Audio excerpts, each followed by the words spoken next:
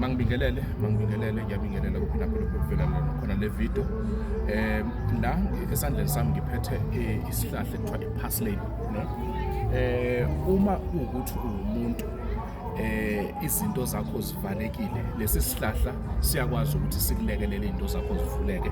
That is a spiritual side of it. Okay, so uyasithatha nje, uyasishuka wena njengengubo, sithambile, si very soft kakhulu, uyashuka ufake emanzini angango-5 liter, then emveni kwaloko uzobe sewuyageza ngaso, ugeze at least a minimum of 7 days. Mawumuntu wesifazane, mawumuntu wesilisa geza 9 full days.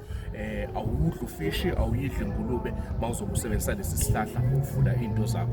Then if ukuthi uwumuntu ophathwa kakhulu umzimba omubi, umzimba wakho uyaqubuka, thatha lesi sihlahla lesi, nisithathe nisigcobe nje kancane, nibe seniyasithatha umuntu niyamhlikihla ngaso, yabo umhlikihla mawumhlikihla la enomzimba khona umubi, isihlahla lesa ngisigcobanga njalo, yabona, yahlikihla la, yahlikihla, yabo, yahlikihla. Ngasikhathi uhlikihla amanzi ayasalela waso, ayasalela. Sometimes uzokuzwa ukuncinza kancane ngoba sizobe singene, sikhombisa ukuthi siyangena emzimbeni wakho.